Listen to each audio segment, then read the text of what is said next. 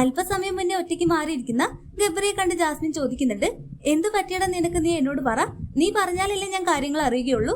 അപ്പോൾ ഗബ്രി പറയുന്നുണ്ട്, എനിക്കൊന്നും പറയാനില്ല, ഇനി ഞാൻ എന്തു പറയാനാണ്, പറയാനുള്ളത് മൊത്തം നീ പറഞ്ഞു കഴിഞ്ഞില്ല എന്ന് ചോദിക്കുമ്പോൾ ജാസ്മിൻ പറയുന്നുണ്ട്, നിന്റെ ഒരു സ്വഭാവമുണ്ട്, എന്തുണ്ടെങ്കിലും നീ തുറന്നു പറയില്ല, എല്ലാം നീ മനസ്സിൽ അടുക്കി പിടിക്കും.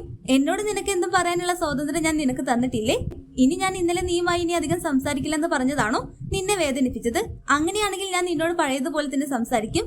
നീ വിഷമിക്കാതെ പഴയ ഗബ്രി ആവെന്നെല്ലാം പറയുമ്പോൾ ഗബ്രി പറയുന്നുണ്ട്, ഇനി ഒന്നിനും വേണ്ടി ഞാൻ കരയില്ല, അതുകൊണ്ടൊന്നും കാര്യമില്ല. അപ്പോൾ ജാസ്മിൻ പറയുന്നുണ്ട്, ഗബ്രി നീ ഇങ്ങനെ ഇരിക്കുകയാണെങ്കിൽ അത് എനിക്ക് വിഷമമാകും.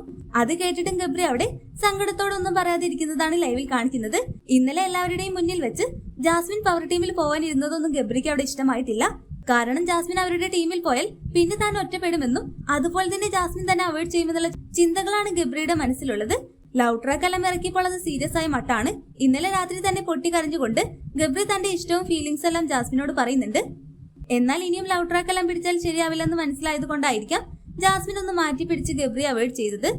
അല്പസമയം മുന്നേ പുതിയ പവർ ടീം അംഗമായ അർജുനെ പൂക്കൾ കൊണ്ട് ആനയിച്ചു കൊണ്ടുവരുമ്പോൾ ഗബ്രി മാത്രം മാറി നിൽക്കുന്നതാണ് കാണിക്കുന്നത്. എനിക്കെല്ലാം അടുത്തെന്നെല്ലാം ജാസ്മിന്റെ അടുത്ത് പറയുന്ന ഗബ്രി എല്ലാമാണ് ലൈവിൽ കാണിക്കുന്നത്. ഹോട്ട്സ്റ്റാർ ലൈവ് അപ്ഡേഷൻ ചാനലിൽ ഉണ്ടാകും. ആദ്യമായി കാണുന്ന പ്രേക്ഷകർ യൂട്യൂബ് ചാനൽ സബ്സ്ക്രൈബ് ചെയ്യാൻ മറക്കേണ്ട.